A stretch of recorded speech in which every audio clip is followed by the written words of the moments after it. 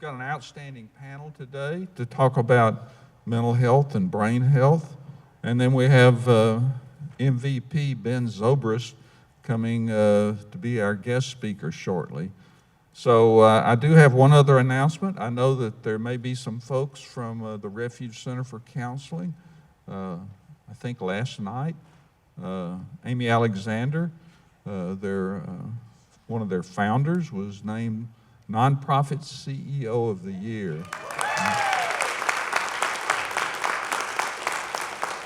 And if you haven't visited their facility, please do so. We're so blessed to have them in our community and so many of you that provide mental health services. So I'm going to get off the stage. I'm going to turn it over to Lindsay. And Lindsay, thank you so much for helping organize this, and you're doing a great job, and we're going to put that burden on you one more time next year. So let's hear it for Lindsay.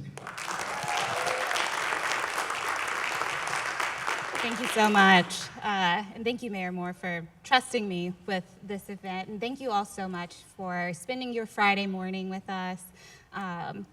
We've put a lot of hard work into this, and we hope that it is useful to you, you learn something, and at the end of the day, you feel connected and you know that you're not alone and that we're here to help you.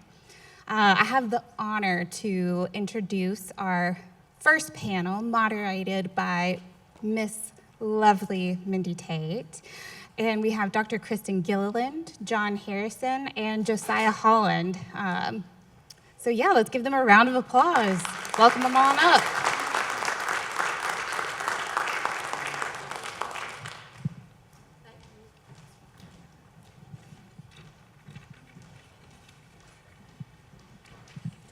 Good morning. Oh, good. A little better. Good morning. Good morning. Thank you. We're going to experience all the highs and lows of Tennessee weather over the next couple of days, so let's all stay positive as we do that, because it's going to be a tough one for sure. So our panel today is about resilience, and think about that word. And it's not going to be a Wordle today or anything like that, but it has many meanings and programs. But I want to introduce our panel briefly, and I'm going to allow them just a few minutes. We're not going to read their bios or anything like that. We want you to get to know them and know that they are in our community and engaged and involved. So we have Dr. Kristen Gilliland, we have John Harrison, and Josiah Holland. And so I've just given you their names, but now I'm going to let them give you their elevator speech, short elevator speech on who they are and why they're here to talk about building resilient kids. Can you all hear me? Yes. Okay.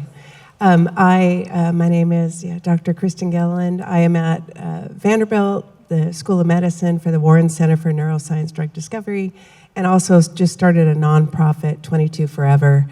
And I've started this nonprofit in honor of my son. I lost him at the age of 22 to an accidental drug overdose. And he had also developed psychosis and schizophrenia, which I believe was triggered or associated with use of high-potency cannabis during adolescence. So my whole purpose for being here about resilience is really what I've learned on this journey. And I teach kids about the adolescent brain and the impact of stress and substance use and social media on their brain. So I'm here to kind of give the neuroscience perspective a little bit on resilience. John, go ahead, John.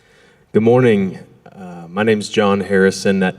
Thanks for having me. You asked that question, why am I here? Kind of who am I? And I was thinking about that this morning as I was headed over here. Speaking of being in the community, I live in the neighborhood next door, and so it's pretty rare for me to be able to speak so close to home. But I was really trying to anchor in that question of why am I here? And what was coming to mind for me was I'm here to try to make sure that other kids don't go through what I went through in my teenage years. The struggles that I had with the sports that I played that caused me to cope in so many unhealthy ways, the loneliness that I felt, the anxiety and the depression that I struggled with, the pain that I numbed in so many unhealthy ways, that here I am today, almost 15, 20 years later, still unpacking some of those decisions I've made. And now I have the opportunity to serve in the role of leading an organization called Champion Forward, which was founded by Major League Baseball player Ben Zobrist. And we are all about mental and emotional support for teenage athletes. So we equip parents and coaches, what we'd refer to as primary and secondary attachment figures, to be able to provide them with tools and resources to navigate performance pressure, navigate so many expectations that they have as athletes, and help them ultimately experience sports in a more mentally and emotionally healthy way. Hey, good morning. Nice to be here. I'm excited to be with these guys. I'm so excited that I got a haircut yesterday, so I wanted to look nice. I didn't dress up. I have 2 different kinds of denim on. So besides that, I got my name tag. You're good. It's I as mean, fancy you know, as I can get. Sorry. it's a Friday. Yeah, it's a Friday. Okay, thanks. That's the permission I needed. Hi, I'm a Williamson County resident now with my family down the road. My day job is that I work for Williamson County Schools, and I have since 2001 in lots of different roles as a TA, a sub, a special ed teacher, gifted teacher. And now my current job is I'm the director of the Alternative Learning Center, which serves incarcerated and suspended students, incarcerated from surrounding counties and ours, and DCS placements, and also suspended students from Franklin Special Schools and Williamson County Schools. We work with about 25 schools and serve about 250 kids a year, 300 including the detention center. So that's what I get to do every day. I've done this job longer than I've done any other professional job in my life, now that I say that out loud. Maybe except delivering pizza. I did that for way too long in my 20s. And some effort to become a teacher. But what we do at our alternative school every day is we use restorative practices to support our students and also to find ways for all of us to be accountable to one another, not just because of what happened that got our students to us, but also as a way to meet needs that walk in and out of our doors every day. So that's the effort that we attempt to make every day, is where is space for healing and restoration. Also in a way to, I ultimately think of myself as a safety coordinator for Williamson County, because supposedly I have the most at-risk kids in one building all day long in the county for 35 hours a week. I don't see them that way, but a lot of people do. But they're really just kids, right, who've done some things that have landed them with us. So it's just an opportunity to explore and play a little bit with what's going on with them, and also to emotionally kind of mine for gold. And it's really surprising what we find. It's really beautiful. So I'm grateful to be here today. Thanks. This is going to be a great panel. And what I want to say is that if during the event you think of a question you want to ask, go on and jot it down, or we might have time for questions at the end. But also maybe you can catch these people in the vendor room or get some time with them. We can connect you. So the theme for the discussion today is resilience. And when we were meeting before this, we were all talking about what resilience means to us. But resilience is defined in child development as the ability of a child to cope with stress, adapt to adversity, and bounce back from challenges and difficult situations. Okay, we all kind of need that as adults too, I will say. But what does resilience in child development look like in practice? Like you were talking about, you might have the kids who are considered the most dangerous or in peril in one place, but they've made choices. In many instances, they've made a choice, influenced by something else. So what does resilience in child development look like in practice? And what does that resilience mean to you? Because I thought that was a great discussion we were having when we were meeting before this. So who wants to tackle what does resilience in child development? Maybe Josiah, go first. What does it look like? Oh, sure. I'll be glad to. So I was thinking about this morning. I don't know if y'all are familiar with Thomas Merton. Does anybody know who Thomas Merton is? Yeah. He was, he had a really beautiful, he was a monk and he was a priest, and he wrote poetry and fiction, and he was a storyteller. But he had a little abbey outside of Louisville that I got to visit once. And somebody once asked him, what do the monks do all day? And he said, fall down, stand up, fall down, stand up, fall down, stand up. And that's what I think about with kids, at least the kids I get to be around, is all day long we're falling down. And then the adults are too, just for the record. It's not like we are really good at what we do, but it's this process, the vulnerability to me of being able to allow a young person to fail and for it not to be the end is what I think of with resilience. And the capacity to hold space for things to go wrong and to normalize that is something that I think maybe the best way we can serve this generation of kids. Our program uses restorative practices, and what restorative practices teaches a person is that because we make mistakes, and most of our life is failing, failure is our greatest teacher. Success is a good friend, but it's not a great teacher. And so because we're learning all the time from failure, we're kind of resourcing ourselves and each other, and ultimately the kids we get to be around to build resilience in real time, you know. John, a lot of people, that same question to you, but a lot of reflection on sports is a lot about winning and losing, and where's the resilience and bouncing back from that. So that same question, what does resilience in child development look like for you, and what does it mean to you? Well, Josiah, I love that, what you said, you know, success is a good friend, but it's not a great teacher. And we spend a lot of time, obviously in the athletic realm, failure is inevitable. I mean, you're going to fail a lot of the time. When I get the opportunity to speak with Ben, who played in the major leagues for, 14 years, you can fail 70% of the time and still be in the Hall of Fame in the sport that he played. And so I believe what I'm seeing today, and especially in the adolescent, teenage, youth space, is the difference between I failed versus I am a failure. And so when you begin to understand that I failed in this particular thing versus I am a failure, we're seeing an internalization of an identity and starting to wear this ideal. And that becomes very dangerous when you start to operate out of that story you tell yourself. And you talked about the idea of resilience. We have kind of a three-phased approach that we talk about. A lot of our skills are focused on teaching emotional intelligence skills. And so what we see inside of what I would call the mental and emotional side of sports today, especially on college campuses, there's a lot of awareness around mental health. But in terms of the resources available, it's basically, if you're struggling, go talk to a counselor or a therapist.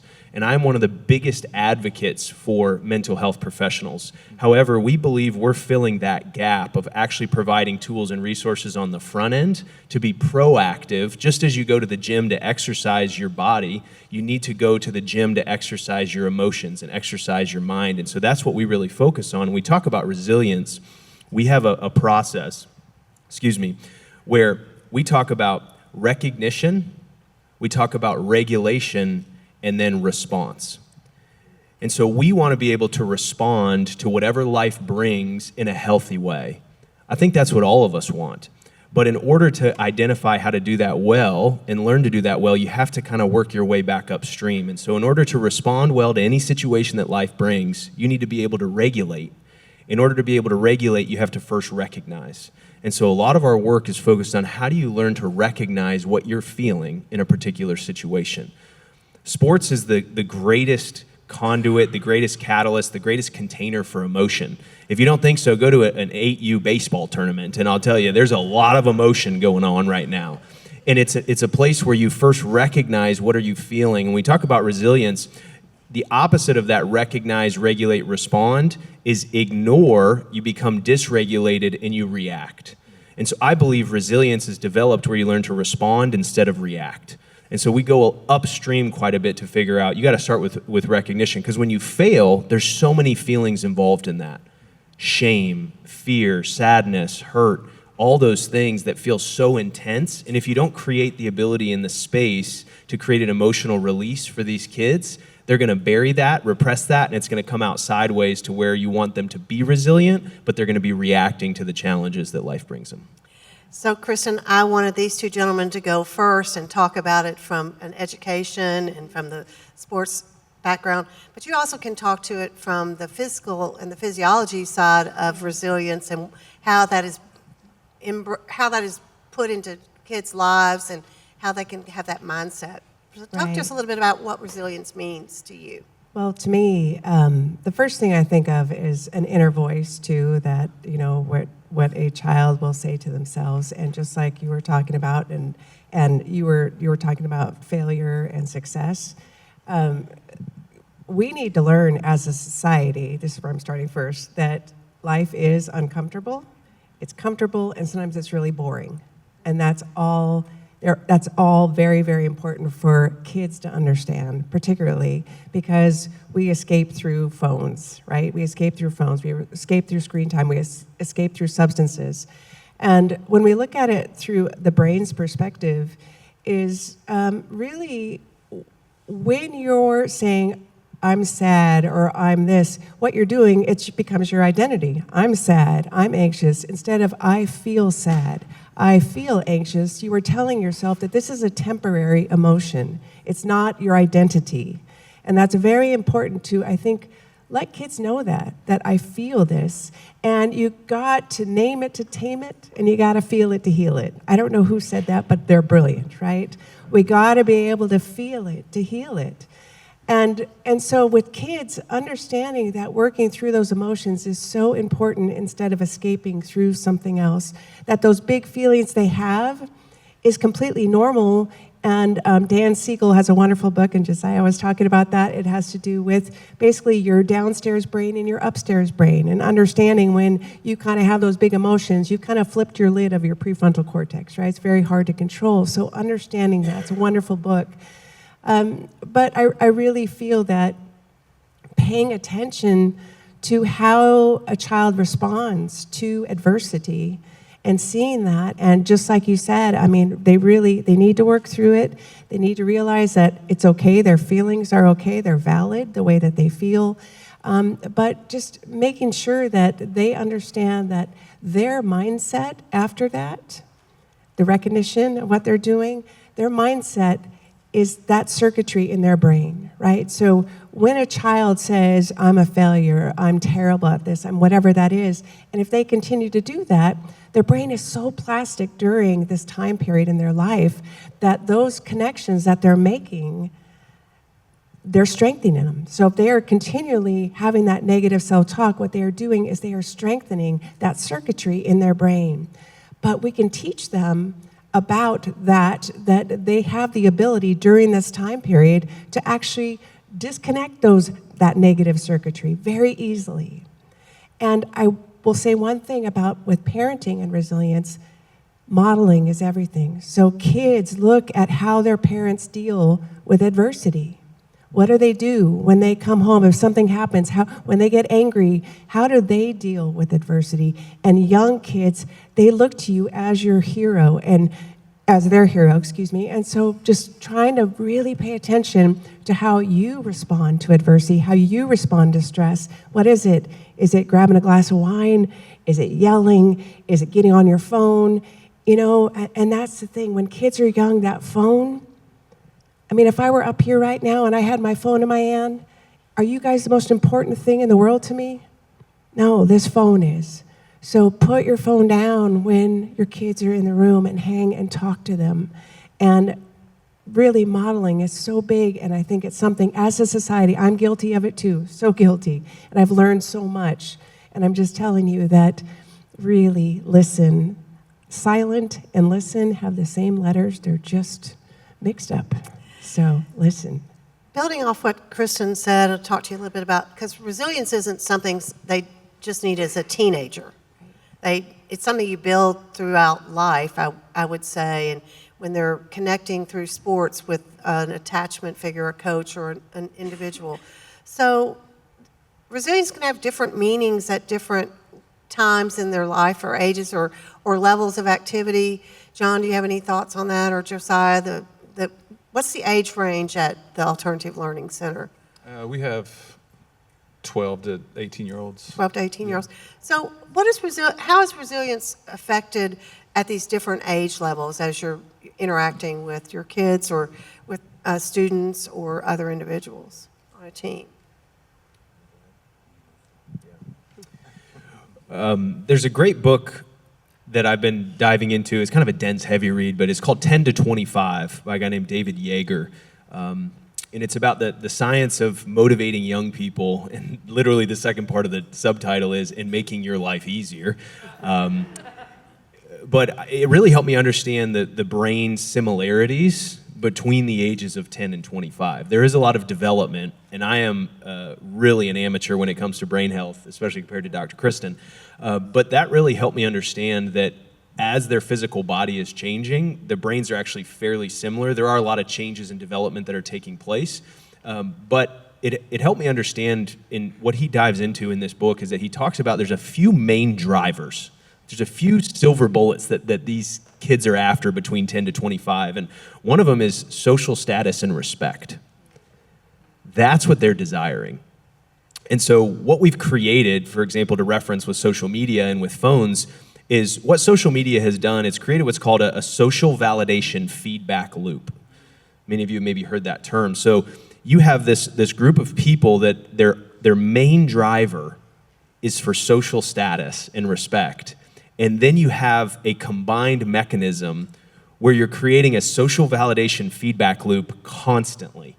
And so that's why we have this connection of it working so beautifully and also so painfully and frankly creating this crisis. And so when you think about resilience, you think about, okay, the resilience skills that you're going to learn at 10 and 12 and 14, they are going to manifest at 22, 25, 27, and 30. And for me personally, when you get into 22, 25, 27, and you start to have more responsibility, you start to have more priorities, it gets very difficult to work on myself, on yourself, to take those times. It also gets very difficult to get in environments where you can kind of fail and not have too much repercussion. So for example, I have a 19-month-old, I have a 5-week-old at home, I have a wife, I have an organization I'm leading. I don't have a lot of space to fail. Like, I have to be here, but I think what we have in the opportunity and that we can continue to communicate to our young people is like, you can fail and it's okay. You can get back up. And so I think just letting them know that the skills that they're learning now are actually going to be how they operate as they continue to grow into older ages. And Josiah, does that relate to your restorative practices you're using at Alternative Learning Center? Because the goal is for them to be able to go back to their home school, right? Hopefully. That's the goal. They don't always, it's difficult sometimes to go back and forth for a kid who's in crisis. So all we can do, I was thinking as you guys were talking about, one of the efforts we make, and our school health people are here. You can wave. There we go. Thank you.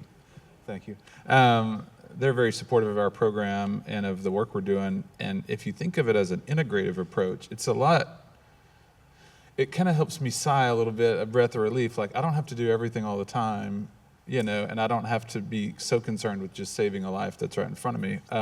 If there's an integrative approach to education, and then really you're building stronger kids every day. Another thing I thought about as you were talking was just that concept of paying attention to what's happening right now, which sounds silly maybe to say out loud, but we get so consumed with what's happened and what's going to happen that we forget that the present moment is really all any of us have. And so that allows me once again to go, I don't have that much responsibility really, other than just to be present and to cherish the people in front of me, including the kids I work with. And if that happens and we're paying attention, then we give a great amount of love and devotion. But also, if we pay attention to old models and research models, I was thinking of Erik Erikson's stages of development and how the greatest need for the 13 to 17-year-old is identity. And when they're younger, it's safety and freedom. And they think freedom and identity are the same thing, but they're not, right?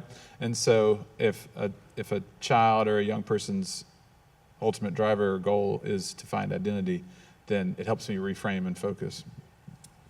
So, Kristen, let's talk a little bit about that, at the different meanings at different stages of life for resilience, and you do a lot of research that would help us understand what's sort of going on or what we think's going on in their heads.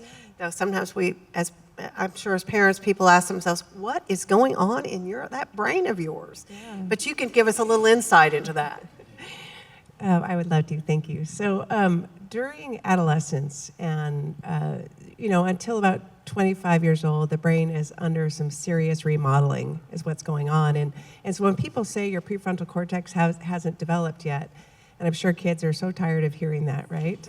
But what it is that during adolescence, there are a couple of things that are going on. And I'm talking adolescence 10 years old to about 25-ish or something like that.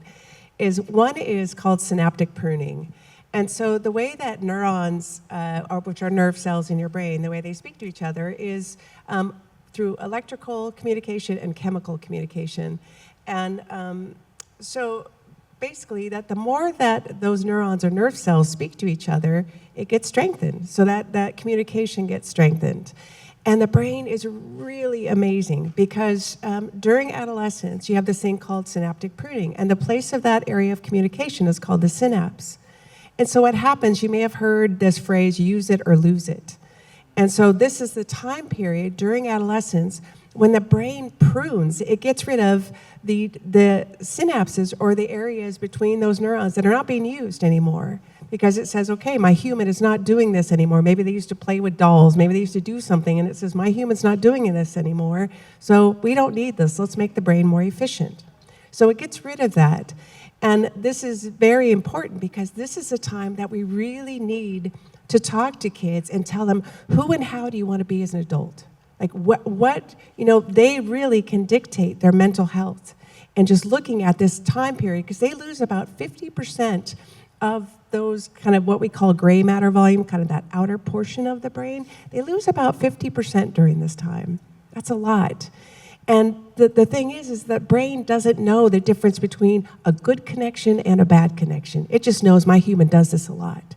So this is a time period where you really want them to pay attention to their internal dialogue. You really want them to pay attention to habits, things like that. If they're using substances, the brain can easily say, my human does this a lot. I should keep this connection.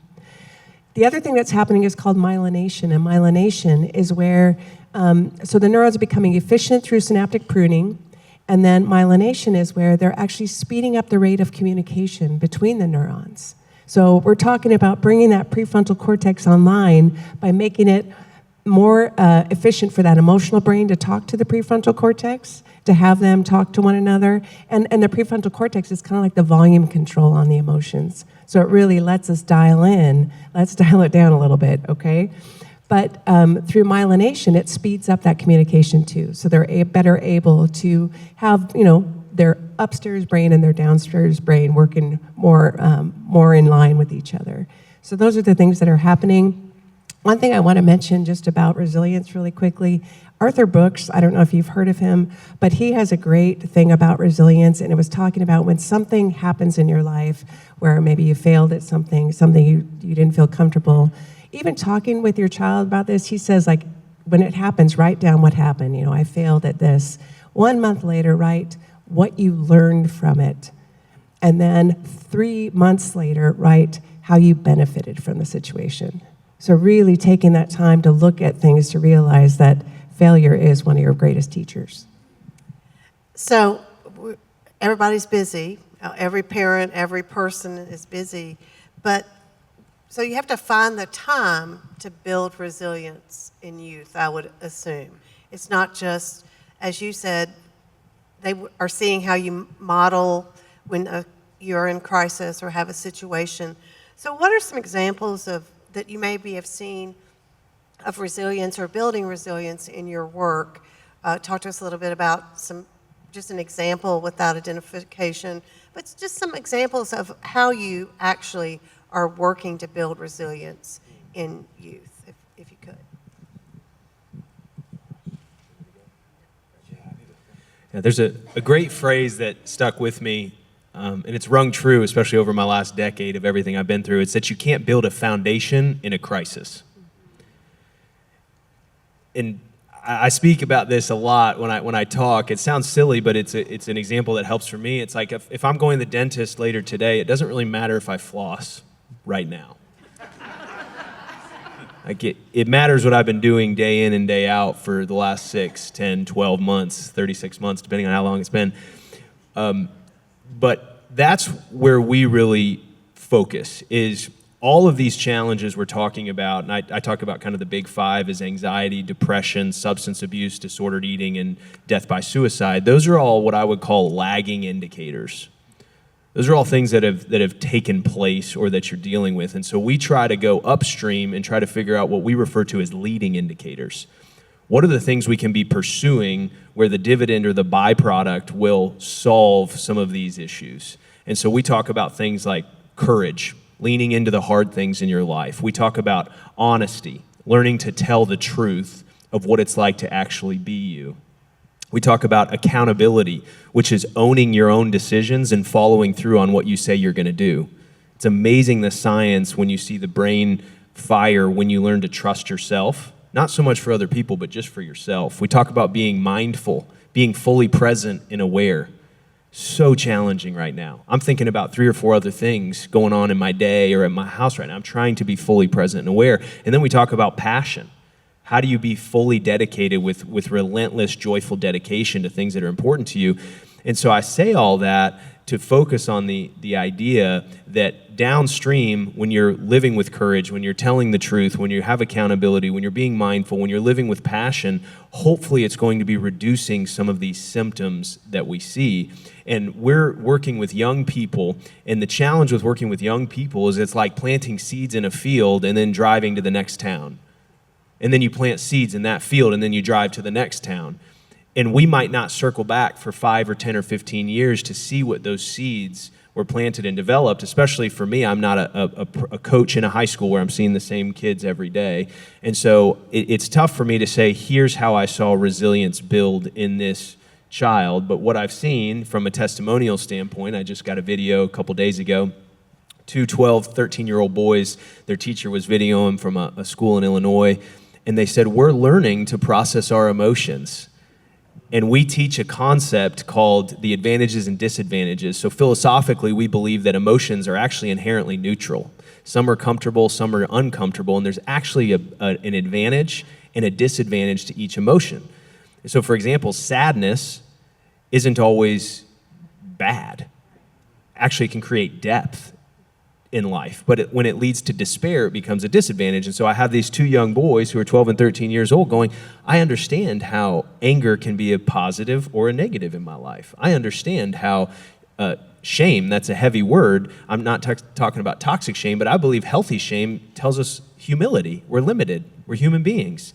But when it leads to constant humiliation and becomes your identity, that's where it becomes a problem. So I think the resilience is being developed over time, but that's been really helpful for me to understand that foundation can't be built in a crisis. And so this is these muscles that we're trying to exercise so those moments of difficulty come, they'll be ready to bounce back to what comes. So I think that's so important. You're saying feel the feels. Let kids feel the feels, and as adults respond and be present alongside them, right? Yeah, to go a bit deeper, it's really the action or the ministry of presence versus problem solving. And so the other thing we try to teach, secure attachment is a term that most of us have probably heard. You need to be able to give love, receive love, be autonomous, and ask for your needs. When you are securely attached, you know how to ask for your needs. And when we think about addiction, that's a big part of mental health. That's a big word. Addiction is actually just meeting legitimate needs in illegitimate and harmful ways. And so what I try to teach young people is if you can understand what you need and teach you how to ask for it, you then have the opportunity of having that need met. And I say all that to say what we have jumped into is problem solvers. We're fixers. I'm a great fixer. If you have any problem, come to me. I'll let you know. I have a solution for you. But the hardest part, and this is where our training is experiential in nature, is that we literally have people share what they're feeling, and you can't say anything back to them except for thanks for sharing. And I would encourage you and challenge you in the next couple, days, if you think about it, if you're interacting with a colleague or a child or somebody close to you in your life, when they share something with you and you have that instinct, that response, hey, I want to give them some feedback, or I want to give them advice, or I want to give them something, to just pause and go, thanks for sharing. It's really uncomfortable. I think we were talking about phones earlier and modeling and putting your phone down. I have a friend whose daughter, they were talking and she was typing and working, and her daughter said, no, I want you to listen with your eyes and be connected. So we want to talk about safety and how do connections, peers, teachers, coaches, other caring adults protect kids, and how do we balance that with safety and building resilience? I mean, that's a big question. It was on the list, and we've talked about it, so we're prepared. But how do connections, peers, teachers, coaches, and other caring adults protect kids, and how do we balance connection with safety and resilience? We're hearing a lot from students. Franklin Tomorrow did something a couple weeks ago. We're working on a healthy democracy project, and one of those is youth engagement. And we heard from a lot of the students who attended about the third place, the place that they're connected to beyond home and school. So where's that connection and safety? Yeah, I have so many things to say about all this. Hold it close. Hold it close. Hold it close. Okay, great. Thanks. I was thinking of a story, and I'm trying to think of an old story so it's not too fresh. And I'm mindful about sharing stories due to privacy and all that with our families and students. But there was a student a few years ago who was a senior, and he had moved around a lot and landed with us. He had drugs at school. He came to us credit deficient. We found drugs in his car at our school. And there wasn't, football was really important to him. So that was a place to answer the question. But he was deprived of that. So it reminded me that there's some places that are really safe and nourishing for us that we don't always have access to, right? And so when he was with us, all these things were happening, and he was kind of interested in graduating. He had to go to school. And there was one day where he got kicked out of class for really arguing and kind of going at it with the teacher. And he came down, he got sent to my office, and I'm trying to connect with him and relate to him and all these things, you do. And he kind of said, Mr. Holland, can you just save us all some time and just do what you have to do? And I don't know where this came from, but I said, and it was a heated conversation. And I said, all I have to do is stay connected with you right now. But what a great question, I think, to ask in the concept of these things, which is, what do we have to do? I ask myself that question all the time because of that incident with that kid. And it's really pretty simple. I can't help him be sober. I'm powerless to do that. I can't help him finish his classwork. I can't help him be nice to teachers. I can't put him back on a football team. But if we're present and connected, then all these other things can kind of build around that. And what happened was he finished high school, and some really great things came out of all of that. But I was mindful to piggyback on what you were saying about like the long term and the long goal. In the long game, we sometimes think about what are they deprived of, and then what can we give them just right now is, I think, a really important thing for a mentor or a teacher or an educator in our world. I kind of keep saying the same thing, but it really is about just being rooted in the moment, and also that being the opportunity. I always say our school's not real. It's not real life. It's an alternative placement, right?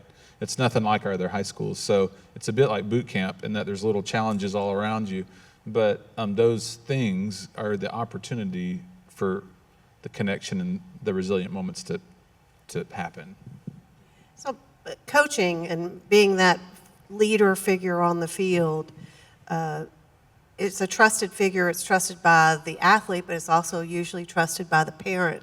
So where's the safety in that, and how do you establish those, make sure those connections are balanced with safety as well as building a good person? Sounds like a fairly simple question, but a very complex answer. What was coming to mind for me was, many of you in here have maybe been coaches, but there's a lot of data coming out about the power of a secondary attachment figure. I've referenced that previously.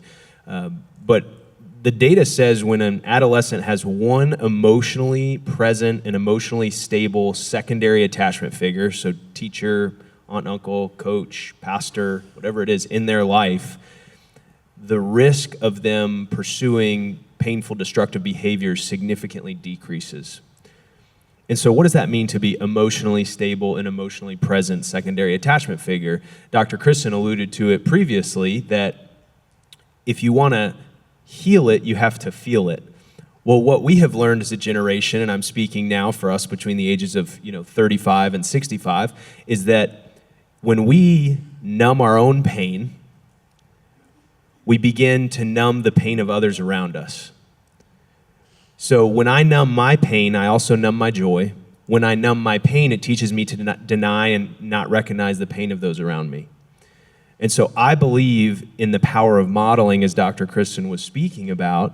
And so often we want to be doing things for other people as opposed to getting introspective and working on ourselves. And I think that's where, as a coach, as a teacher, whatever role you might play, administrator, educator, when you can start to begin to understand, when I focus on my own story, when I focus on my own journey, and then learning to communicate that and connect with other people, that's where that safety comes in terms of the roles that they play.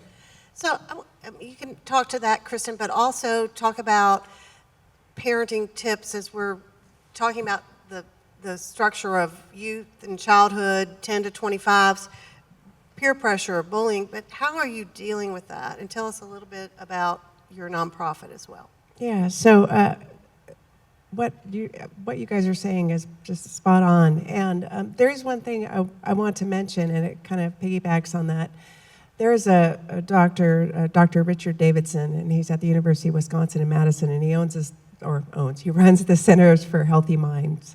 And the brain, as I said, during adolescence is very, very plastic and moldable.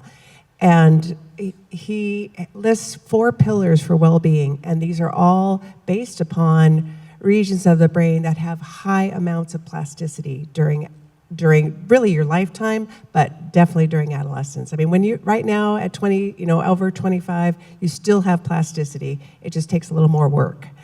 But it is awareness. So like you said, being in the present moment, mindful awareness, thinking about when you're driving, how many times have you driven somewhere and you're like, how did I get here? Right? Or speaking to somebody and you already want to reply before they're done talking. I mean, that's not being aware. Connection is the other. So connecting with someone, connecting with a teacher, a counselor, a coach, a clergy, any person that you can find a connection with to get that safe, that feeling. And then insight, how you're speaking to yourself. How you're speaking to yourself, that is rooted in a lot of plasticity. And then the last part is purpose. What is your purpose? And thinking about what do you really find valuable, and asking your child that. Like when I was a kid, I loved animals. I just loved to have animals. And just putting that amount of compassion into whatever you do, and like trying to bring that out in you and finding your child's, helping them to nurture whatever it is that they really find powerful in their life. So when it comes to the brain, when we look at bullying, we look at all of those things, it's so hard. It is so hard. And as a parent, it's so hard. And I know, with my child, if I could go back and do so many things differently, I would have gone back and done things differently and really listened, particularly when they had issues instead of lecturing. I was a teacher, so I'm a pro at lecturing. And if I would have just sat and just kept asking questions to them, especially if you notice they're going into their room, they're isolating themselves. A lot of times depression during adolescence looks like anger. And so understanding that anger is probably some sadness, and really asking those questions, what can I do to help you? Or do you need anything? Or, and finding a person that they can talk to, a trusted therapist, and making sure that, sometimes not every therapist is going to be the great fit that first time, and just keep trying until they find somebody that they trust enough to really open up to. These are things I wish I would have done with my son. But he was being bullied, I should have known, because he was a very gorgeous kid, but someone told me he had a big forehead. So what did he do? He wore a beanie constantly to cover his forehead. We were in Rome, it was 95 degrees, and he had a beanie on, and everybody's looking at this kid like, what are you doing? So these little things should have been, I wished I would have gone back and really started to get into it a little bit more with him. So I just, yeah. Tell us a little bit about your new nonprofit that you Oh, started in thank honor you. I of your forgot son. about that. So it's, as I said, it's called 22 Forever, and I'm working on a middle school brain health curriculum, because right now the brain, kids start learning about the brain during 6th grade is where they start, which I think should honestly happen a lot earlier. But I'm trying to build a curriculum that teaches them about their developing brain, you know, what's going on with their prefrontal cortex, why it is harder to manage emotions when you're going through adolescence, to teach them about the impact of social media and screen time, as I said, stress and substance use, but using neuroplasticity to really teach kids what neuroplasticity is, because they can get it. I talk to kids in 7th and 8th grade. They understand and they get it, and they like to be talked to, I hate to say, but as an adult, you know what I mean? I'll tell them, you guys can get this. They ask questions, they get it. So really trying to build something that will teach them well-being skills, like I said, teaching them the importance for plasticity when it comes to mindful awareness, when it comes to connection, when it comes to insight, how they're speaking to themselves, and also purpose, like how can we start to envision what that looks like for them. So, John, I wanted to ask you about Champions Forward and about sort of on this question about peer pressure and bullying in sports. It's called a playing field, but sometimes it doesn't feel very much like a place you're playing, right? There is a lot of peer pressure and other things. So how does Champions Forward interact with that? And then can parents get involved and students get involved individually in Champions Forward? How does that work? So, you know, Champion Forward was born out of basically a need that we see in the teenage athletic space right now. The NCAA just put out a study where college athletes are actually at a higher risk for anxiety and depression, substance abuse, disordered eating, and suicide than non-athletes. And so the sports arena today is not what it was 15 years ago, 25 years ago, 30 years ago. You have NIL, you have money at such a high rate, you have comparison from the ages of 8, 9, 10. Right now I could go online to the database and see any 9-year-old baseball player and their batting average for the last year. And so the amount of comparison that's going on is insane if we were to actually dig into it. And so what happens is, we're talking about 13 to 17 needing that identity. Well, that identity is now coming from constant comparison. And it just all gets to be too much. And so we're all about, how can you experience comparison? Because I can't change it. I can't change the culture of comparison, but how can you experience comparison, experience sports in a mentally and emotionally healthy way? And we talk about 3 things. You need to, number 1, learn to process and understand your feelings. That's where we start. What am I feeling? What does that mean? What's that telling me? Number 2, how do you normalize and navigate failure? We talked about failure. And number 3, how do you manage success in a healthy way? Because we all experience achievement just at different levels, but how do we maintain a sense of who we are outside of that achievement? And so we work directly with parents, with coaches, with athletic directors through an 8-week training program. We have another one kicking off in January. You could visit us out at our booth if you want to learn more. And we've also created a curriculum to go into high schools, travel sports programs, and colleges to be able to equip coaches to utilize these tools and be implementing them with students right away. And I want to end with this if we get some closing comments, but you talked about connection. And I would challenge all of you to think about connection, because it's a buzzword, right? Cool, connection. How many connections do you have? We need more connection. But what does it actually mean? And I think I would challenge you, if you get a few minutes, draw a little, comparison chart on your page there, and just on the left side, write synthetic connection, and on the right side, write real connection. And just do an audit in your own life. Where are you experiencing connection from a synthetic perspective? Facebook or Instagram or LinkedIn or other things, and where are you experiencing real connection? And what does that real connection actually mean to you? The way we describe it at Champion Forward is, connection is meaningful interaction that includes authentic communication and feedback. Not just interaction, but meaningful interaction with authentic communication. Where are you being authentic, and are you allowing space for feedback? Because we know when we have those 3 components, it's actually filling our souls. And that's what we need. We need more of that connection, because the connection is the antidote to a lot of these problems. But it's figuring out how to find it that's so important. Josiah, I would imagine that sometimes parents are very surprised at what their child has found to get into and ends up at the Alternative Learning Center. So, or in court or worse, how can parents and caregivers recognize when intervention is needed and where to start? Can I read something?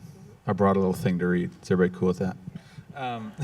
We at the ALC, we use a lot of poetry, and we have a program that our students engage in. It's a type of advisory program that we've put together and made our own curriculum for.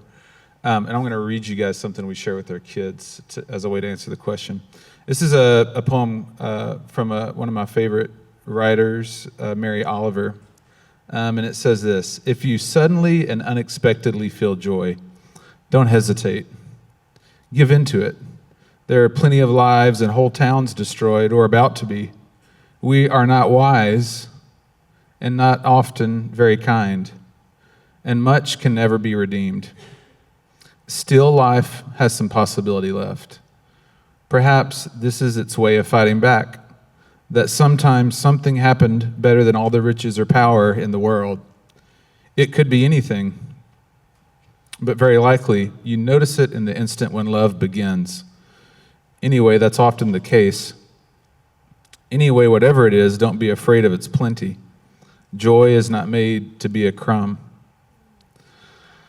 So what we often say, which the name of that poem is "Don't Hesitate." And I tell parents, don't hesitate. If you feel the need to walk in your kid's room and take their phone, take their phone. If you feel a need to open their phone and look through it, do it. They're not going to like it. They're not going to want to give you their password, so just take it, because it's not theirs, it's yours. You're responsible for everything about the child until they're no longer your responsibility, which we know, even though they're over the age of 18 and go on, that's all. There's a different kind of responsibility, right? Don't hesitate to take their car keys. Don't hesitate to ask them questions that you're thinking about asking them and you just can't find the strength to do it.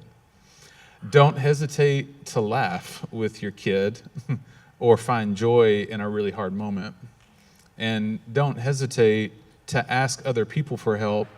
As shaming as that may feel, it can be the most powerful thing you can do is try with the resources you have, and then look outside of you to people you trust or people who greet you at the door of a school or who work at a school, or who bear the title of something like a principal or a counselor or a teacher. Because we're equipped, and you can trust that there's good processes in place. There's great resources in our schools, which I could go on and on about if it's helpful. But don't hesitate. That's the only thing I can really tell a person. And don't be afraid, because things can get better. And when we're teaching question, persuade, and refer suicide awareness and prevention training, one of the things we say, it's less important how you ask the question, but that you ask the question. Ask the question. And that's one of the reasons that Mayor Moore and others founded Find Hope Franklin, was to pull together resources and pull together the fact that you are not alone, as Lindsay and others, Jason Waller and Kathy Montgomery, we've been working on saying that a lot. You are not alone. On findhopefranklin.com is a ton of resources. You're Not Alone TN.com or org, resources and lots of stories, personal stories, but also ways to handle situations. So we've got about 1 minute from each of you left on some closing thoughts today on resilience and what someone can take home with them today for themselves. This has been really great for me, but what people can take home for themselves, their family, and perhaps their children. I just really want everyone in this room to know that the way that you address yourself really matters. The way that you speak to yourself really matters. Your kids, if you say negative things to yourself in front of your kids, again, the modeling issue comes up. And really trying to work on yourself as a parent, and these are things that I wish I would have done. I had a very difficult childhood, and I think I brought a lot of that into my parenting. And I should have gotten help before,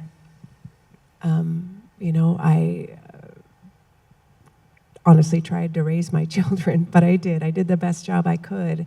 One thing I do want to say as parents here, to be on the same page. It's so important to be on the same page. And as Josiah said about going in, and my son had a backpack.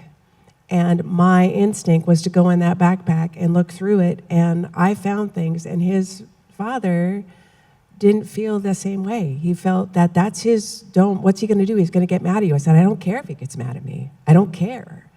So making sure that you are on the same page when it comes to that with your spouse, your significant other, and if you're not, find a way to get there. Because it will, when my children, I told them, it must be very difficult having a mom and a dad that are constantly going back and forth on what's right and what's wrong. So make sure that you can get on the same page. John? Yeah, thanks for the opportunity to be here. This is amazing to see all of you who are committed to this. So first thing I would say is that each of you matters more than you know to the people around you. There was kind of three closing thoughts that I was thinking about as I was landing the plane and what we shared today. And the first was that pain that doesn't get transformed gets transmitted.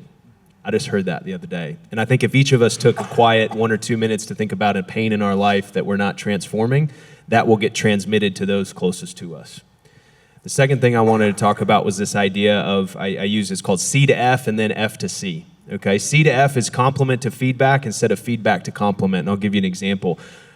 We are so programmed to give compliments into feedback. Y'all have been an amazing audience today, but I wish some of you wouldn't have been on your phone. Feel that? Versus, I wish some of you wouldn't have been on your phone today, but I'm so grateful for all of your eyes and your engagement. You feel the difference? And so it's true that people don't always remember what we say, but they remember how we made them feel. And so we're so afraid to sit across from the people that matter most to us and lead with direct feedback that we feel like we have to sugarcoat it with a compliment on the front end that in fact actually totally dilutes the feedback and leaves them in a very unhealthy place when they go away. And so think about that idea instead of compliment to feedback, feedback to compliment. That's a very practical tool. And the last practical thing I would say is this phrase has transformed my life, and I believe it could do the same for you in your relationships, is the story I'm telling myself is... ... And so when you learn to identify the story that you're telling yourself and use it in your relationship, so for example, with your child or with somebody close to you, you say, when I do that, what story are you telling yourself? And that allows them to then express what it is. So when you're getting mad at them, they might say, well, the story I'm telling myself is that you don't want me or that I'm not good enough, right? Or when you strike out, what story are you telling yourself?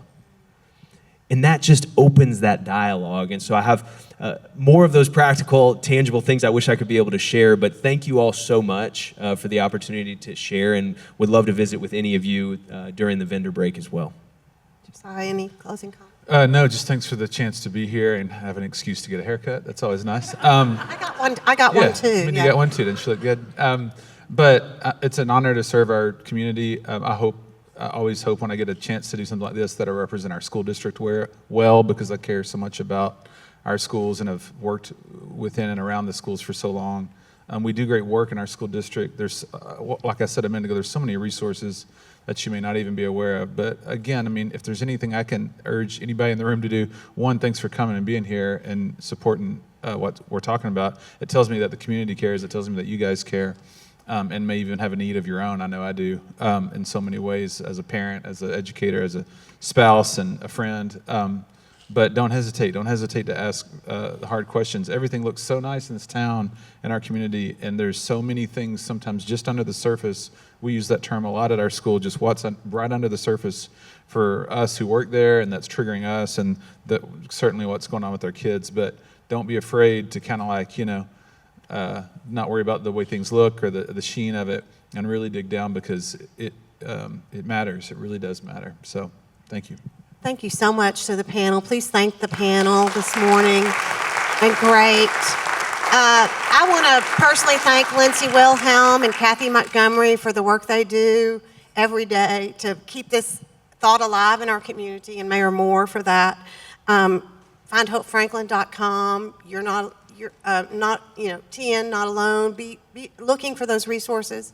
And she's come in since we talked about it earlier, Amy Alexander from the Refuge Center, the CEO of the Year from the Center for Nonprofit Excellence. Amy, stand up. Come on.